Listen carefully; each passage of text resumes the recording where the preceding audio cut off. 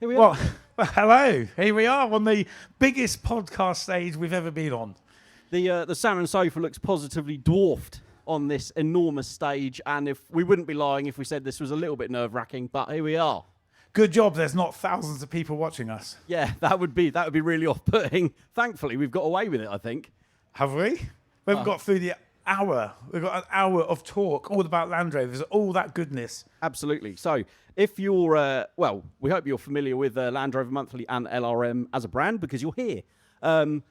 Thank you ever so much for coming. We hope you're having an amazing weekend. And we are, I'm Martin Dominy. I'm the editor of Land Rover Monthly magazine. And well, I'm Steve Miller. Been at Land Rover Monthly for, 15 plus years now. So it feels like an absolute lifetime and enjoyed every single moment. Absolutely. And if you're not familiar with Land Rover Monthly magazine, head over to the LRM gazebo, sign yourself up for a subscription. It's the world's best-selling Land Rover magazine, and we're very proud of it. No, we are. And we're very, very proud of this show. And I'm just so glad when we paid the invoice on the Sun, it decided to show up. Always a good move. Absolutely. Yeah, we did pre-book that long in advance, and thankfully it did show up. So, all good fun. There's a lot going on, isn't there? The off-road course is in full swing. No, it is. And it's not as dusty as some of the off-road courses we've been on the last couple of weeks, but really, really good fun. So if you do want to get yourself on there, we do recommend booking in as soon as possible, really. Their spaces are limited because of the size. Absolutely, yes. Saturday slots are filling up fast. So there's a bit more availability tomorrow. But yeah, be sure to go and check it out. Get your Land Rover around. Stretch its legs. Yeah, there's one particular. In fact, the man himself, Eddie, you've got to go through Eddie's bomb hole. So that's the trickiest part of the course. He's laughing because it's named after his good self. I'll be honest. I was all loaded up. My Series 3 was fully packed, ready to come here on Thursday, which is when I turned up. And I looked at it. I looked at my Freelander 2, which I just finished fixing, and I thought, I'm going to go in the Freelander 2. And there's reasons for that. Yes. Is that because it has air conditioning? That's one of the reasons. I'm not going to lie. I think, there's a good number of them here. We've got Muddy Mods just behind the stage here. I think they're an incredible Land Rover, and I wanted to bring it, and I haven't actually put it on display today. I will do tomorrow, because I wanted to get out there that you don't have to spend 10, 20, 30,000 pounds on a Defender to have an amazing time. Come out to one of these events, go off-roading, go camping, do all those things that we love. There are entry-level options, and a Freelander 2 is one of the best. Yeah, I've just seen one go through the off-road course. A lot of people actually come up to us and say, I've got a Freelander, so I don't want to take it on the off-road course. But let me tell you, they are very, very capable cars. The off-road course is designed for those, and obviously extreme vehicles alike. So, they are a brilliant car, and we've got a buying guide coming out actually on YouTube. We have, yes, a series of buying guides, in fact, which we're very excited about. So if you haven't already subscribed to the LRM YouTube channel, be sure to subscribe and keep an eye out. Like I say, over the next few months, we're going to be releasing, hopefully, some very, very good comprehensive buying guides. So if you're on the fence, I've spoken to a few people who've said, I don't actually own a Land Rover, but I wanted to come out and see what it's all about. And I can guarantee if you don't own a Land Rover yet, you will leave here wanting one. Yeah, definitely. I'm just looking out here at the audience, and some people choose not to wear Land Rover merchandise. In fact, my own nephew himself is watching there, and he's proudly showcasing his Jeep T-shirt. So Jeep Wranglers is obviously a good, capable car. It is. You're getting silence from me, mate, but yeah.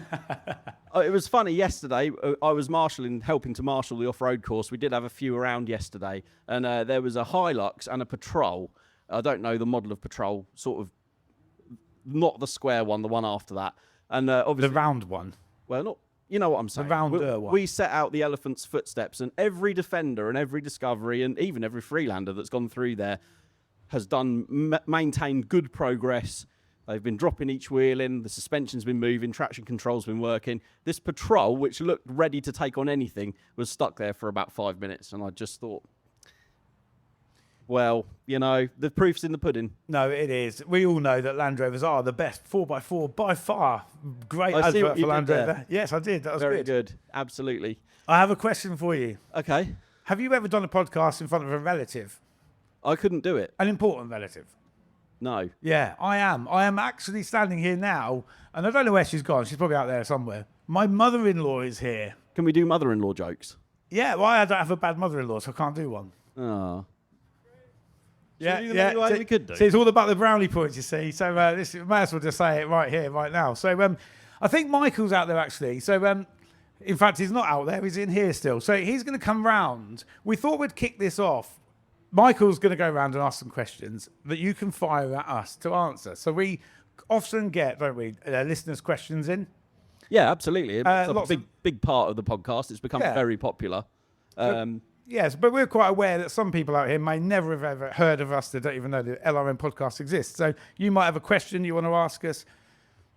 No holes barred. Let's just ask away. Absolutely. Land Rover related, ideally. But yeah, we'll take anything. But for now, I think we'll welcome on our first guest, shall we?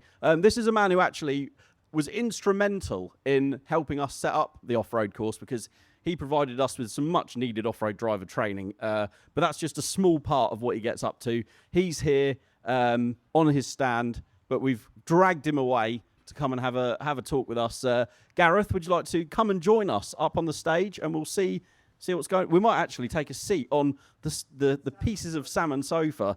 Honoured. Gareth, how are you? You are indeed honoured. And I noticed, Gareth, just before you sit down, that you're in blue shorts and not salmon-coloured shorts. I did yesterday when I was setting up. I had a pair of shorts on that were exactly that colour. And you I thought, decided you didn't cannot want to be clash. camouflage. I can't blend in. I need to stand You'd out. have just been like a floating torso on the Salmon Sofa. Gosh, there is actually people. Oh, my wife. Oh, you talk about your Oh, yeah. your family. My wife's there. Look, there we go. So only Martin has never done a podcast in front of I do relatives. not envy you at all. No stress, Is no your wife pressure. not here?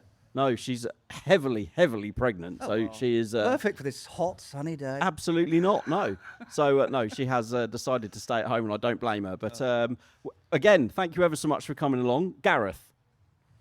We obviously, Steve and I have been doing this quite a long while. We've driven off road quite extensively over our time, behind the wheel of Land Rovers.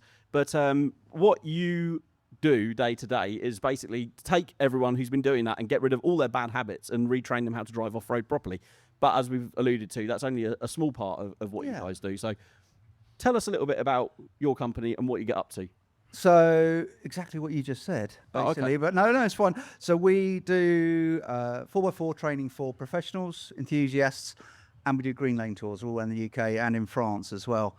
So most of our work is professionals. So anybody who drives off-road for work, pickup trucks, Land Rovers, anything, they have to get a qualification to meet health and safety and all that kind of stuff.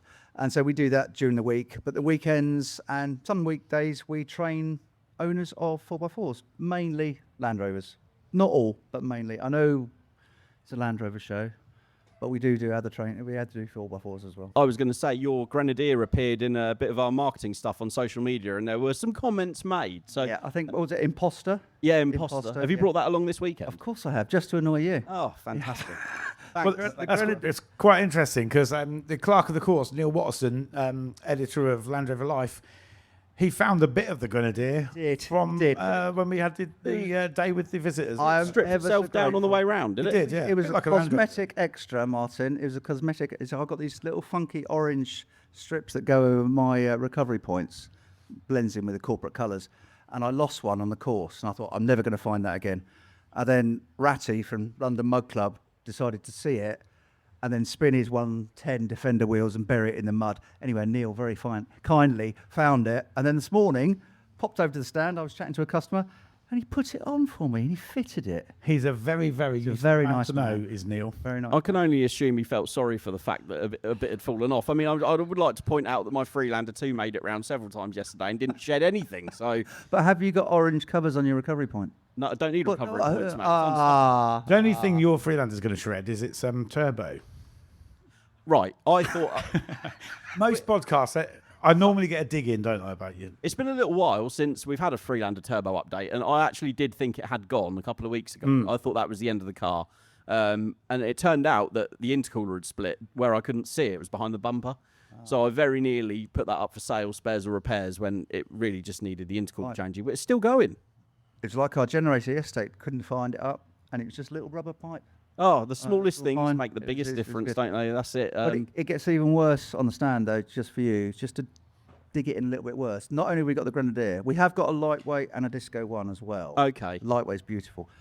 we've also got a fully electric Spartan 4x4. Do you know what? I haven't actually seen one of them in person before, so I must come and have a look. Come and have a look at it. It's very unusual and rare. I think there's only about 3 in the country. How old are they? In Like, terms is it a brand new Oh, vehicle? it's brand new. Yeah. Right, okay. Built to order. Great. Really, really cool.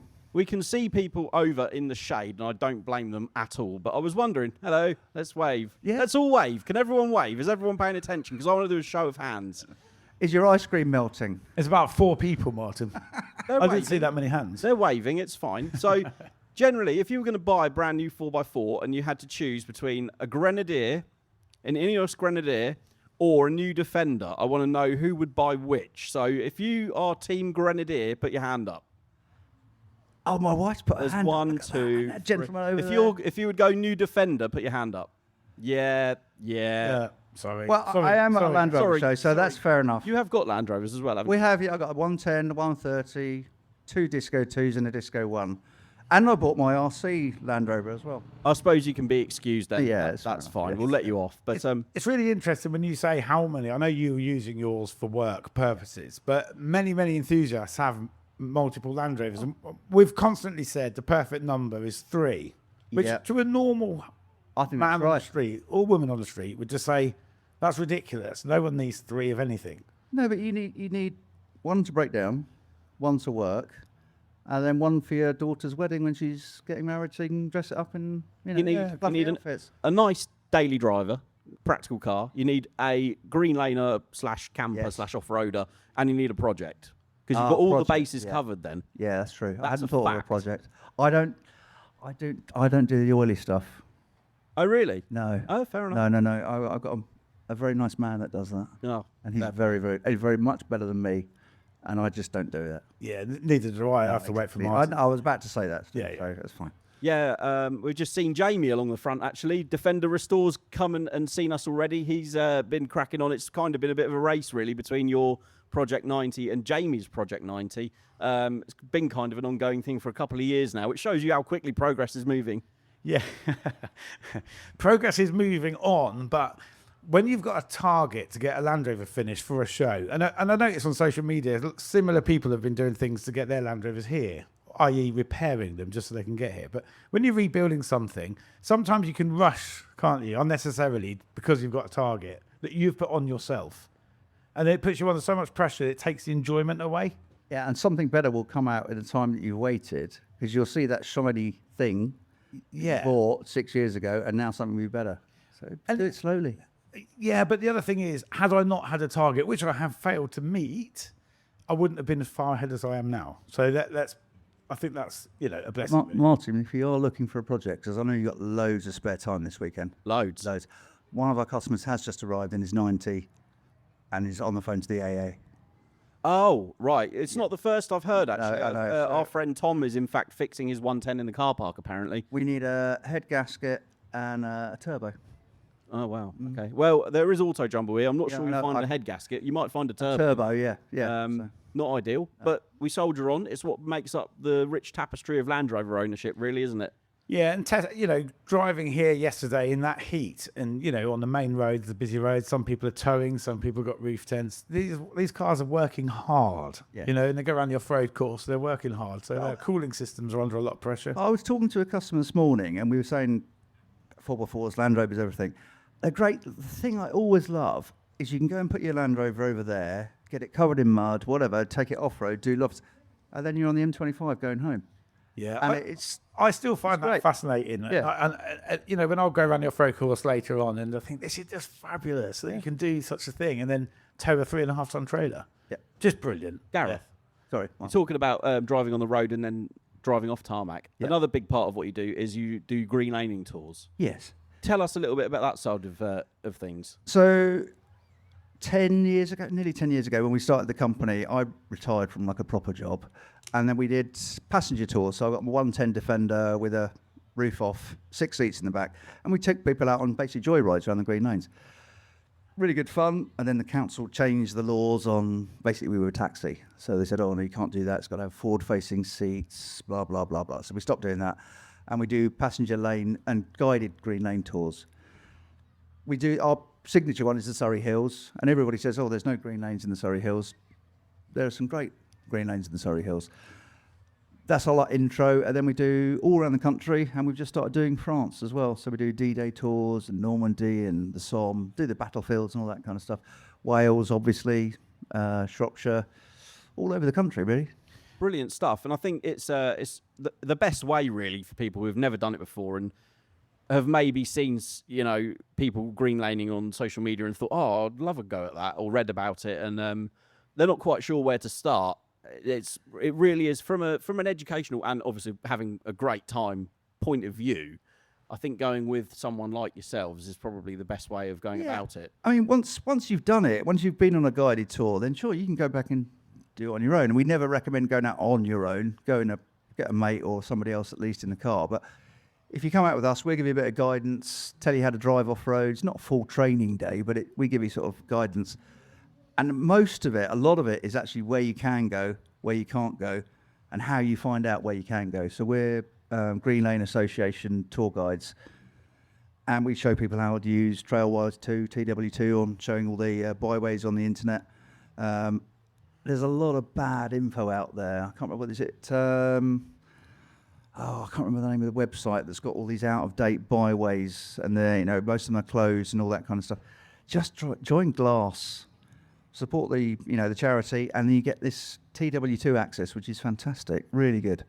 Yeah, I've used Trailwise 2 before, and it's so informative. And like you say, with the technology afforded to us now with apps and that sort of thing, there's absolutely no excuse to go out and you drive. can still use an ordnance survey map, but it's like anything. As soon as it's printed, they're out of date, and they may have a TRO on it or something like that. But absolutely, the amount of people that we take as customers who live not far from us, no idea that they can drive on these, what they think are paths. Yeah. And it's fantastic. And they get out there, they're a lovely time. Get out on the countryside, it's really good. What sort of, has the demographic, the vehicle being used, changed?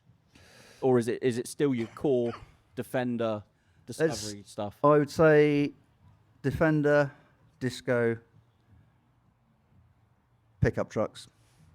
But like last weekend, I had a Fiat Panda 4x4. Oh, yeah. Fantastic. Bit low to the ground. Jimny. Lots of Jimneys, actually. Okay. Jimneys. But mainly Defenders and Discos. You don't need to put 6 foot's worth of suspension lift on a Disco. It's just box standard. Any 4x4 that's box standard is off-road capable. Absolutely, yeah. And you proved that very well on your site in Surrey. It's really, really great. I was really pleased, actually, yesterday. As I say, I was marshalling the off-road course, and a couple came round in a beautifully presented L405 Range Rover. It was completely standard, just a set of all-terrains. Yep. And my word, is that an impressive car to watch off-road. I mean, even though I've got Grenadier, which is lovely, I know, people hate me for that, but we had a Range Rover for 8 years, was it? I'm looking at my wife. Yeah, 8 years.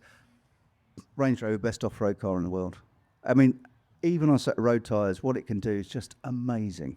Once you know how to drive it, once you know how it works, yeah, lovely.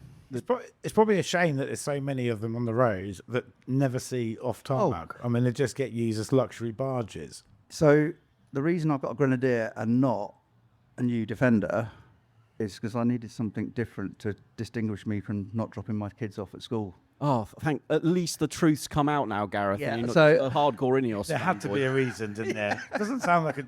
I feel a sense of relief. Yeah. I feel like I'm a lot more comfortable sat next to you now. That's fine. But I heard the new Defender yesterday being referred to still in this day and age as the Offender. Really? Yeah, I thought that had passed by now. But then, No, they're great. They're great cars. Yeah, they are. Yeah. I said to you before, you cannot buy a bad 4x4 these days. Anything, it works. As long as it's all working and you know how to use it, you can have such fun in it, and then you can drive it home most of the time. Most of the time, yeah. I don't think we've had any casualties yet on the off-road course. I know Freelander 2 did get a little bit stuck in Eddie's bomb hole, but it was extracted. I'm not sure, because we were watching it, and I thought, I don't know if that's front-wheel drive or if someone's taken the prop shaft off. There was a little bit of a moment, but he got recovered out, and things have proceeded on fine. So I think most people, I mean, I've been talking to some new customers this morning, or potential customers or visitors to the show, and the way we kind of ask their knowledge is like, okay, when was the last time you put the car into low range? And I'd be honest, I would say 90% of the people here have never put their car on no range. I mean, there's people here that have low range, just then put it in case it doesn't come out. Yeah. You know, Yeah. just Naming no names, fitter Matt. But that actually just goes to highlight that Matt did go around the off-road course in his L322 in high range. And just kept it nice and steady, and it went round. It's fine. Yeah. Steady-ish. Did you put the suspension up? A 322 or 405? Oh, well, they're the best car in the world. Fantastic. They are fantastic. We often talk about modern Land Rovers and where do we buy next? And you were almost, weren't you, putting the trigger on a Discovery 4 the other day? It's been a few weeks since we've had a catch up on our sort of happenings, but I was so on the knife edge of buying a Discovery 4, 2015 HSE SDV6, and I thought I came away to think about it, and then bottled it and bought another Freelander 2. Well, you did. You asked social media, didn't you? And Yeah. and I noticed there was more comments on whether you should or shouldn't do it than any other post you probably put up. Yeah. So a bit of consumer, well, yeah. So who out there has got a Discovery 4? If you put your hands in the air, is there anybody with a Discovery 4? How many engines has it had? This is about to This say. is Unfortunately, this the is thing. not a good example. I think you're an anomaly. I don't know. I'm just. It's working now, though, isn't it? They make me Yeah. nervous. There you They do. There are a lot of them on the road, and I think a Discovery 4 is the perfect Land Rover I do. ever made. go. No, 322. But that's a Range Rover, though. Okay. That's a bit different. As green a oval. as a family car, I think the Discovery 4 is perfection. I'm Team Discovery 4. I definitely appreciate the L322 as well. But I'm a Discovery man. I like Discoveries. I Yeah. like Range Rovers really. But I mean, you can't go wrong with any of them. No, To no. be perfectly They're all honest, they're good. all massively capable, comfortable. We were enjoying the aircon wafting out of Matt's as we interviewed him in the arena earlier. That is the joy of a new car, air conditioning. Beautiful. Oh. It makes you wonder how you ever got by without it. Really. Yep. Well, I that's did put it now in I the know. 130. I have got air conditioning in the 130. Retrofitted. Yes. Oh really? It doesn't. It's not like a knee chiller. It's a proper recirculating air conditioning thing. It does work. I actually got asked a question yesterday. Can you retrofit air conditioning in, say, a TD5 Defender? And if so, what would it cost? I don't actually know. So, I mean, I Go did on. mine on my 130. It was, what's the guys that make the, because I got a Puma Dash in it. I can't remember, the company's called Defender something or other. And they do an air conditioning kit. I think the AC in the 130 on its own without the dashboard and all the busy bits was about £1,000. Is that it? Yeah, it wasn't outrageous. Because you can buy complete bolt screw-in conversion kits, and they're quite a few £1,000s. So to hear that you managed to do it, Yeah, for that amount- I mean, that was 7 years ago that I put that in, and it still works. It's good, and it's That was money well spent. That Yeah, it 'Cause was, yeah. They do test you, don't they? When you're driving in the heat and you got the vents open, you're just getting blasted with more hot air. air. Yeah. But we do love them. Yep. No, it's good. Good But stuff. like I say, you don't need any air conditioning on the series lightweight. But I must admit, when Stuart did the drive yesterday, he looked a little bit sweaty. Yeah, I'd like to downplay the fact that is the reason I didn't bring my Series 3, as well as it's a V8 running a standard series radiator, and when we went to billing 2 weeks ago, it was kind of right on the cusp of not being very happy. And I thought if I get halfway to Newbury and then boil it up and it sees the engine, I'm not going to be in the good books. And you wouldn't have been here, which is more important that you are. I might have been walking. I might have made it here by now, but yeah, it would have been a hot old trek. So did you bring the Freelander here? Yeah, my grey one. Yeah. And you taking it off? Yeah, it went around on Friday. Excellent, And perfect. Thursday, in fact. Yeah, loved it.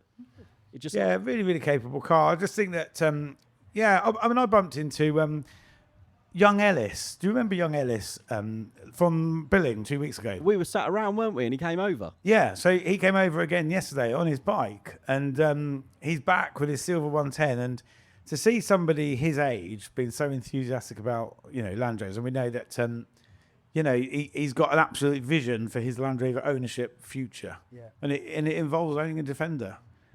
I think you've mentioned this on the podcast a few times, and there's a lot of people.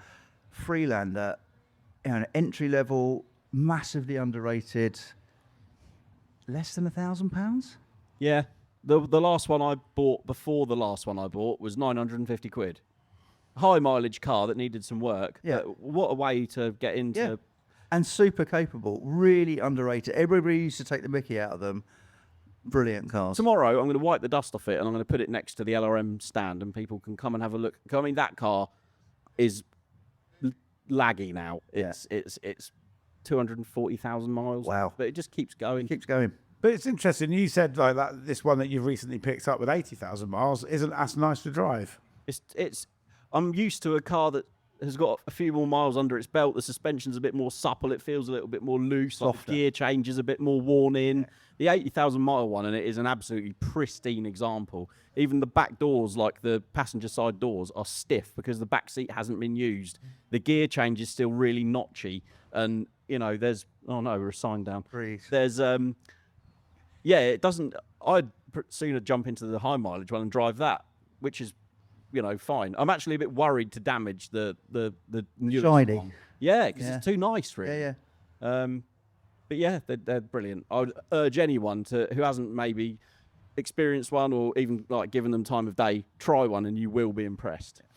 I should have asked a Discovery 4 question just a second ago as Adam Wormlayton came up to the stage. So There he is, gives a wave. yeah, we were asking Adam about Discovery 4s and whether you should buy one or not. And the answer is yes. Yes, big But thumbs up. the next question was, how many engines has your Land Rover had, your Discovery 4?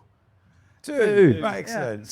Yeah. So what I'm... That's why you need, like you say, this is where your 3 is your ideal. The reason I'm doing this consumer research is that I'm trying to put my wife off from buying a Discovery 4 because I don't want the pain of having to put an engine in one. Your wife's proper up for one, isn't she? I know. She loves a Disco 4. She happened to drive as a passenger from where we live in Lincolnshire to Newmarket and back. And she said, I've just been in a Discovery 4 and it was amazing. Why can't we have one? Please, can we have one? Yeah. And yeah, it's really tempting. But You must know this, but do they make a... Can you change the emergency handbrake removal thing from a Disco 3 and 4 to not have that bit of paracord on it? Because that's more or less the Achilles heel.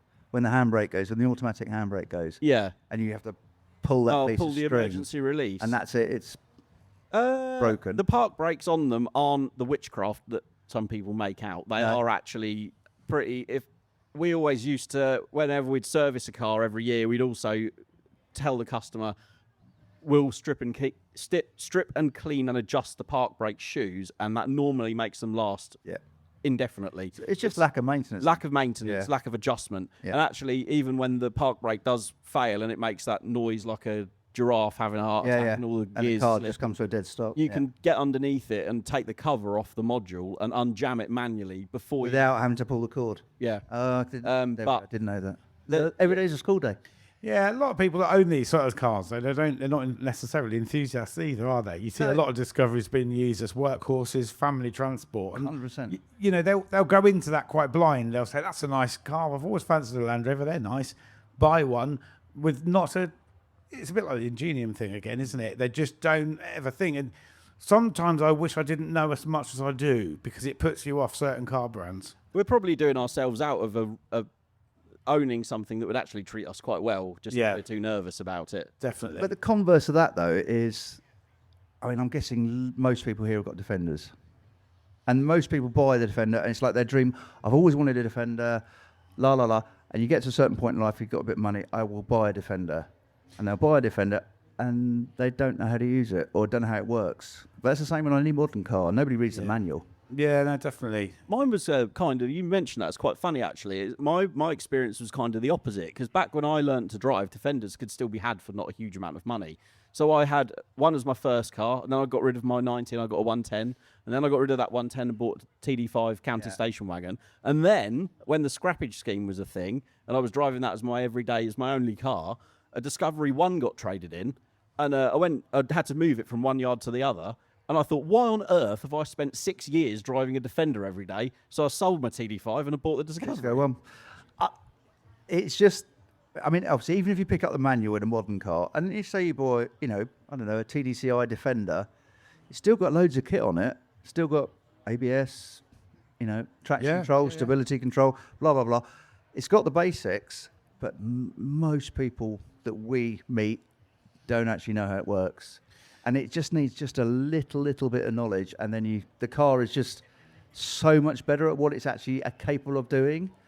Yeah, no, I agree with that. I mean, I've been off-roading sort of since I learned to drive. I'm talking 31 years ago now. And off-roading was just like the thing you did. It was never a thing. And when we did the Lantra course with you, you realise, actually, do you actually know what's actually happening now? How diffs work. Yeah. Yeah. I know from something I learned from you is that I was approaching things a little bit too slowly. Yeah. And you end up getting stuck because you didn't give it some momentum, I think. Yeah. But having that trust in the car and accepting there were going to be some mechanical noises. Yeah, that you probably never heard before. It's not going to break. No. It's designed to do it. Yeah. Crack on. It's a bit of confidence and knowing that we didn't push you to the limits, far from it. But I mean, I'm not going to lie. When you 3 of you turned up, I just thought, well, this is going to be me teaching you to suck eggs. But I think actually you did learn something new, and Definitely. Teaching you guys that write Land Rover magazines, I genuinely thought, well, they're going to know everything. How wrong you were. Well, you're all very good. I mean, Neil was. Oh yeah, Neil, top star. Neil's the man. Very, The very reason good. We got him to coordinate the off-road course. He's the man for the job. Yeah. But, Yes, Gareth, but he's still got his car full of stuff. Oh, death trap. Yeah. don't tell him. Tell him off. Here's a top tip. Anyone that does Lantra course, right?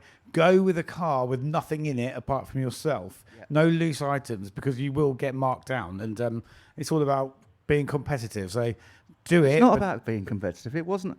You two scored the same, didn't you? Yeah, we did. Yeah. Neil beat us though. Neil didn't get any points.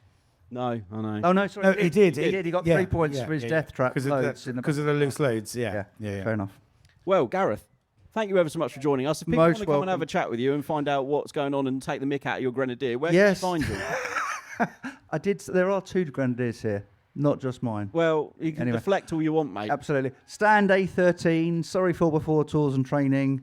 We've got some free giveaways. We've got some stickers. We've got some disco biscuits. Disco biscuits, and they're not special biscuits. No, they're not from Amsterdam. They're normal biscuits. So a free biscuit, shaped like a Discovery. So, absolutely, and some stickers and pens. Come and say hello, and we've got a competition running. So if you give us your details, you might get a free day's training with us or a free green lane tour with us.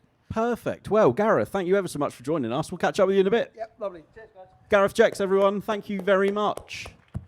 Next up, we're going to have a chat with a man who has started a revolution.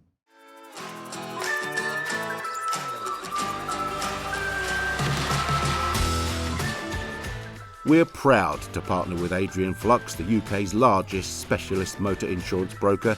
If you're looking for Land Rover insurance, they should be your first stop. They even offer up to 15% off your premium for Owners Club members.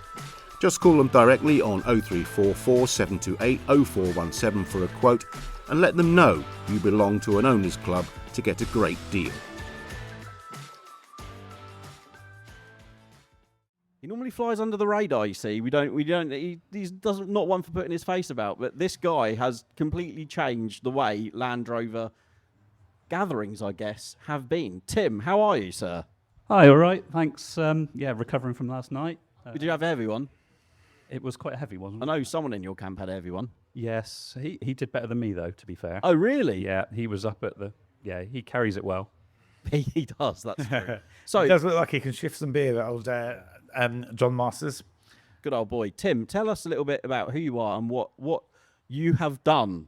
So I'm Tim. I created Tea on the Tailgate about 18 months ago now, down in Dorset. It was supposed to be a little meet-up for local people because there was a guy already organising coffee meets. They sort of stopped, and we got to know a lot of people through them, and everyone was nagging for someone else to carry on the baton. So I set up Tea on the Tailgate on Instagram, and before I knew it, it had just exploded. People wanted to do meets all over the country, and I couldn't get all over the country. So I'm very lucky that people have come forward and offered to run them locally for me, and I just coordinate it, really. The hosts I've got locally just do an amazing job. I was going to say, you can't go online on Facebook, Instagram, any of the socials now without seeing someone promoting a Tea on the Tailgate event, and it's really... I think it probably has introduced a load of people who otherwise wouldn't have come to sort of Land Rover events, if you like, into the community, really, and it's helped build that massively. I can think of a few around my area that are always well attended. Everyone's got good words to say about tea on the tailgate stuff. So, do you say so? Someone had kind of started the coffee meet idea, but it was a. Did you ever expect it to get this big? I suppose is the question. No, definitely not. I was expecting sort of 20 people at a meet to meet up maybe 3 times a year, and the demand is just amazing. Most of our areas hold 3 or 4 meets a year, but I'm constantly getting emailed by people wanting more. They want monthly meets, but I'm a huge supporter of local clubs, and they do a fantastic job, and I don't want to detract from anything they're doing. And I think 3 or 4 times a year is a good balance. Yeah, fair enough. And I've no doubt there's people out there wandering around this event. Well, in fact, I'm sure the majority of them will have either been to a tea on the tailgate event and certainly will have heard about them, because for those not familiar, they are basically free events that you turn up to. You can have a cup of tea, just mill around, chat to other people who are into Land Rovers. They generally go on for a few hours, don't they? And then off you go again. Yeah, totally. We try to keep the venues free. Sometimes we have to limit numbers because a venue can only handle so many, and we've kind of become victims of our own success, really. A couple of meets have had over 100 cars turn up, and it just becomes unmanageable. So in those sort of instances, we have to limit tickets, but there are always free tickets to obtain. Right, got you. And yeah, generally speaking, as you say, the ones that are your more general meetups that don't have, got plenty of space, you can just turn up in your Land Rover and have a chat and have a good time. Yeah, exactly. We've had some sort of pub car park meets where car parks are a bit smaller. We've had some like National Trust car park meets that are a bit larger, and they can accommodate any number of vehicles, really. So what's the club scene like around your area? You're Dorset, aren't you? Yeah, that's right. I'm part of the Dorset Land Rover Club. I'm here with them this weekend. We've got a very good scene locally, very active with greenlaning, trialling, do a monthly social and things like that. But I think clubs are generally struggling for survival at the moment. People are struggling for money, and joining a club isn't necessarily something they can afford. And the tea on the tailgate gives people an option, but also it helps clubs get the word out. A lot of clubs attend the meets, and there's a lot of new people to Land Rovers that get to hear about what their local clubs can offer. Absolutely right. And it's that as we've just said about with Gareth talking about the best entry point into Land Rover ownership. That's a great entry point into then going off and, maybe you want to get into motorsport, maybe you want to do off-roading, overlanding, come to events like this, which are, a completely different kettle of fish. It's all about getting people hooked, isn't it? And then once you've got them, they can then choose their path with what they want to do. Yeah, totally. I think there's about 10 hosts here this weekend. And I've met so many people just this weekend that have been to events, have met people, and are actually here at the event with people they've met, which is really encouraging. Absolutely, that's brilliant. We've always said, isn't it, about the community of it all, and you've got that perfect sort of foundation, haven't you, for people just to meet and chat and share stories, share fixes as well. If your Land Rover's broken, you're bound to find somebody that can help you out and recommend a fix or Yeah, totally. We try not to make our meets commercial, but there's always someone at a meet that knows someone or is able to help give advice. Well, that's what it's all about, isn't it? Is helping other people out, and you see it all the time around these events. Anywhere there's a high concentration of Land Rovers, there's bound to be small mishaps and lapses in forward progress, and it's very rare that you just see a Land Rover broken down at the side of the road without anyone else stopping and having a chat and seeing if they can help. And that's really, it's all part of it, isn't it? Off-road course as well. We've actually had loads and loads of requests for people saying, I've come to the show, I don't have a Land Rover, or I don't want to drive my Land Rover off-road. Are you doing passenger rides? And the official answer is no. But I guarantee if you walked along the line of Land Rovers that are waiting to have their turn and you knocked on the window and said, would you mind if I jumped in with you? 99% of people would be like, sure, get in. And it's Land Rover. The Land Rover community is just the best. It's always when you're like somewhere like this, you feel it, don't you? And last night when Luke Holmes was here singing and everyone was having a great time, we're all here for the same thing. It's brilliant. Just love it. Absolutely. And if you've come for the day this year, you must camp next year, because last night was absolutely awesome, wasn't it? Yeah, it was. More of that to come tonight, actually. So we've got Ultra 90s versus 2000s, which is always what's that, sort of our era, I suppose. All your favourite club, dance, garage music. It's going to be absolutely fantastic. Yeah, not forgetting some other bands leading up to it. So the whole afternoon of entertainment today and tomorrow. So, when we do this camping, so you can camp for 3 nights here, can't you? Which is another reason just to book some time off work and just go Friday through to Monday. Absolutely. I mean, I would have loved to have said that this whole stage setup is for us to sit here for an hour and chat at lunchtime. But actually, if you were here last night, you'll have seen Luke Coombs UK performing, and what a show he put on. No, really, really good. Can't wait for next year. So obviously, this is year 1 for this show, and it's a building block for next year where we'll always come back bigger and better. Absolutely. That's the plan anyway. Definitely. Tim, what's your weekend looking like? Well, I'm going to walk around the show in a minute. We haven't had a chance yet, but it's been amazing. Last night, the music was really good, and just the party vibes, the whole layout of the site just really works.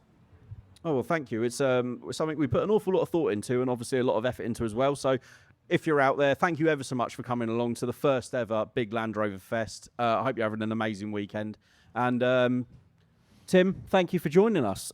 If people have got questions about Tea on the Tailgate, if they don't see you here, how can they get in touch and find out where their local meet is? So we have a website, teaonthetailgate.co.uk. All the meets are listed on there. We have local groups on Instagram, and we also have a Facebook group. Just search Tea on the Tailgate. Great stuff. Plenty of information out there. If you want to get involved, get along to a meet at the weekend. And have a good old chinwag with some fellow Land Rover owners and drink some coffee and eat some cake. Love to see it. Tim, thank you ever so much. We'll catch up with you later. Cheers. Cheers. Tim, everyone.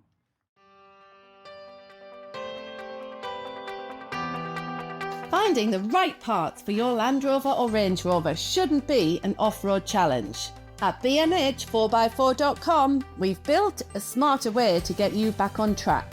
Our new website is now live, the simple, fast and reliable way to find the parts and accessories you need.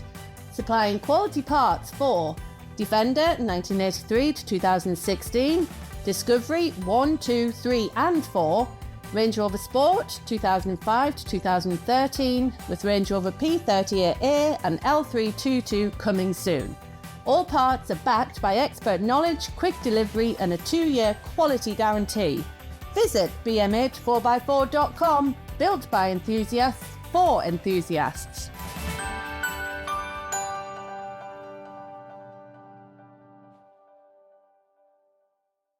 Go on, Matt. Come and have a chat with us. Was this a planned chat? His face says it wasn't. I don't know. We're fast and loose here, aren't we? We do what's necessary. It's good fun. Everything's a bit spur of the moment anyway, isn't it? So why change the habit of a lifetime? Well, yeah, and Michael's sure to be going round in a minute getting some questions in for us. So Land Rover related questions, happy to answer. And if the mics reach that, I think they will. Matt might be quite good to chime in with some sage words of wisdom. Sit in the middle, Matt. Oh, yeah, he's got the salmon shorts on. You've picked up where Gareth failed us, mate. as long as they're not Gareth shorts, it doesn't matter. That'd be awkward, wouldn't it? Yeah. Matt, how you doing? Not too bad, mate. Yourself? Hot. It is warm. It is rather... My cool box has given up. Oh, no. That's no good. I'm having to drink the beer quickly to avert Avoid disaster. wastage, yeah. Making the best of a blame bad you. situation. Fair play. So how's the camping for you then, Matt? Yeah, Matt, how's your camping? I think I have the best camping spot on this entire showground. A couple of miles up the road in a 4-star hotel. It's not even that. It's literally the other side of the motorway. Yeah, so don't take all this look of Matt the hardy, camper. He might No. look like he's been camping for 3 nights, but he's been in a hotel. I had a lovely swim this morning. Oh, man. You've bought your L322 here, haven't you? I have. It seemed a lot more sensible than the Defender that doesn't run. I guess so, yeah. I mean, you came to our LRM live event last year. It wasn't this year, was it? It was last year. And I threw it together for that, and that has come back to bite me a tiny little bit. Oh yeah, because you were towing the competition. Yeah, the Series 1 1. with the taxi engine in it. Was that BMC engine in that? Yeah, one? BMC 2.2 in that. It was... Sounded good, I did. It did for 10 minutes. You drove it anywhere. It didn't sound very good anymore. Like most Land Rovers. It was a smoky little thing, I seem to remember. It was single-handedly undoing the work of every EGR valve and DPF in the country. Oh, Greta hated it, but that just made it so much more special. I'm surely Hadu wins that though, doesn't he? Oh, Haddo's arrived on 3 cylinders, I think. He is out there somewhere. I thought he arrived at LRM Live on 3 as well. No, it did arrive on 4 cylinders. But I think the problem he had there has only got worse since. But yeah, smoky Land Rovers. No smoke, no poke. Maintenance is key, people. What's that? Well, as an L322 owner, you should be all too familiar with it. Preventative. The problem is, when you're a mechanic, your own car just goes out the window. Yeah, definitely. You never, ever, ever buy a car off a mechanic because you know just how bad you can let things get before it kills you. Absolutely. And the last thing you want to do after slaving away, sweating, fixing stuff a week is lie underneath your own car. Oh, it just doesn't happen. Yeah, but you say that though, but you quite like it, don't you? You find it therapy. I do now because I don't have to do it all week. Yeah, okay, yeah, because you're not... You remember that I have that job, like looking after the magazine now. I don't spanner on cars 5 days a week anymore. Although sometimes I wish I did because I do really enjoy it. It is great. But yeah, tell us a little bit about the Range Rover. How did that come about? So that was a customer of mine's. He lived in London, then moved back up to the Peak District. Brought that with him. I looked after it for a few years. He got tired of putting petrol in it, and the gearbox was playing up. So I made him an offer and decided to keep it, mainly because it's a ex-embassy car. So it's a very weird spec. It's a supercharged, but they've ticked no boxes at all on the exterior options. It's got no mud flaps. It's got no side steps. It's as plain as you could make a supercharged. Then I think they ticked every option on the interior, and you just don't see them like that. It's quite unassuming, isn't it? You have to look twice to notice even that it's supercharged. It's very, like you say, it's not accessorised at all from the outside, but a lovely thing to ride in.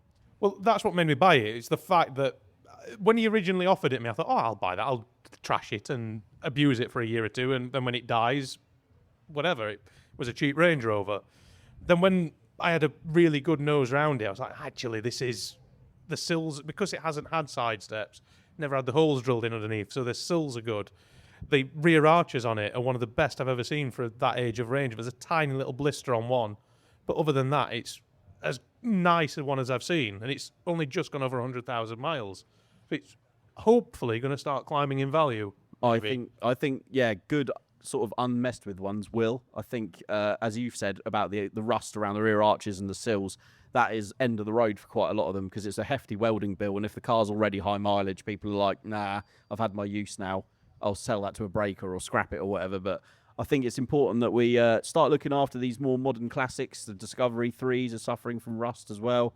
4s not so much, but Range Rover P38s now, a few of them I've looked at, the owners have gone, oh, I was told these didn't rust, and then you stick your head underneath it and the floor's hanging out of it. So it's important to keep on top of it. But I think they all rust in the end, but obviously they're still very old cars now, aren't they? P38s, you were talking about, potentially you'd buy one.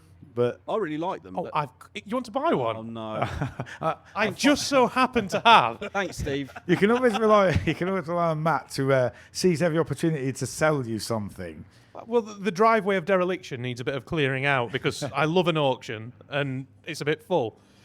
And I have got this lovely P38. It's royal blue, cream leather interior. 4 litre or 4.6? 4 litre. Okay. Suspension works. For now. I put a new compressor on it when I pulled it out of the barn where it had laid for a while. And all back to life. It does want a bit of welding, but I'll sort that before it'll come with a test. Will it? 12 months It'll come with a 12 months test. I've got a guy. Very tempting. Oh, you've got a guy. Right, okay. Say no more. You probably should have kept that to yourself, but yeah. Good stuff. No, I do like the P38s and the L322. That's served you quite well, hasn't it? I mean, you've sent me pictures of the boot absolutely chock full of tools. It is now. Oh, is it? Because I think if you travel with them, you don't need them. Absolutely. If I don't for that. take tools, on the way down here, so it's got an issue. It is a supercharged issue with the auxiliary water pumps pack up, and it's something to do. Apparently, a lot of them were wired backwards from the factory. I can believe it. And I need to do. There's a topics bulletin on it. I need to look up. But when they're under high demand in hot weather, because it's running backwards, half of them, it'll fault and put the car in limp mode. And on the way down here, I was behaving myself. And then an Audi got up my arse. And I got quite upset with him and decided to show him the legs of the V8. show him some legs. And I hit the heady heights of 70 miles an hour. No, not more. And I may have been a little bit embarrassed when it suddenly went into limp mode in the outside lane doing 70 miles an hour and had to very quickly proceed over to the inside lane. But he was chuckling all the way off. I've blown it up. But quite luckily, for some strange reason, not that I don't trust the car, I had the diagnostics computer on the passenger seat, managed to get the OBD dongle in without pulling over, wipe all the codes, and she was back to life. We're fully restored to full Absolutely power. fixed. Beautiful. Clear codes fixes everything. Monitor and repair if necessary. Thanks very much. See you again later. But yeah, I really like your L322. I think if you were going to get one, I mean, a lot of people swear by the TD-V8, and for a daily user that you don't have to live at petrol stations, it probably is more sensible. But the 4.2 supercharged is like... Well, you say the TD-V8's more sensible, but so where I live in the Peak District, so you're up and down Dale all the time. I had a 3.6 TD-V8. That would average 22 to the gallon round where I live. That's averaging 12. But the running costs, as in maintenance, a service is half the price of the diesel. You've got no DPF to worry about. You've got no EGR to worry about. If you're doing a longer commute, yeah, the TD-V8 is the one to go for. If you're doing a commute, I'd say under 10 miles, the supercharged will work out cheaper over a year. With the maintenance being cheaper, petrol itself is 30 to 40 pence a litre cheaper. I honestly think it will work out the same, if not cheaper, by the end of a year. I wonder what the mileage point is in which it tips, like, on There's the scale. definitely a curve there. Yeah, there has to be, doesn't there?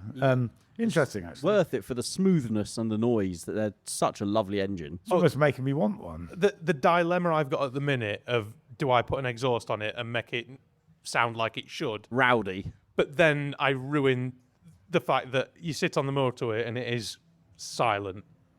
They did screw them together well, the L322s. The TD-V8s are brilliant, but having had both, if you're going to cruise on a motorway all day, like when we did the media day down here, I spent that week driving around the country I had like a week of events, and there wasn't a better car to do it in. I was doing 5 or 6 hours driving a day, and you're getting out and you're ready to go again. I don't think there's another car built, maybe Discovery 4, that can drive down somewhere like this, drive around that off-road course in absolute comfort, and then get back on the motorway and do another 5-hour journey. Absolutely. And you still arriving ready to... Feeling fresh. Yeah. Absolutely. Well, yeah, you couldn't be doing that in a TD5 or 300 TDI Defender, could you? To rock up at a 4-star hotel and go for a swim, in your case. And no comment. You're not going to hit the end of that. How's your roof tent from last year? Something might have attempted to eat it. I'm not quite sure what, but it won't be alive for much longer when I get back. But I should be upset. But the fact that my room is currently sat at 19 degrees and will be at that temperature when I get there later, I'm not that upset. No, I don't believe. And you've got a swimming pool, haven't you, across the road? Swimming pool, there's a spa. But unfortunately, the spa didn't open till 8 o'clock this morning, so I couldn't partake. Yeah, you don't look like a man that visits a spa very often, I have to say. Come for a dip later on. Happy days. Party round mats. Should we see if anyone's got any questions, Steve? Yes. Yeah. Any Is that any right, questions for Matt as well, actually? Yeah, we've got time for a couple. We got to do a couple. Michael is out. Roving reporter. Absolutely. If you've got a question you'd like to answer, stick your hand up. Michael will come and see you, and we'll attempt to answer it to the best of our abilities. It's looking pretty quiet out there. People must. Someone will have a question. In Adam. fact, Adam. you can always Gonna rely on have to Adam to cost ask a someone. question. Yes. Here we go. This is a question for Martin. Okay.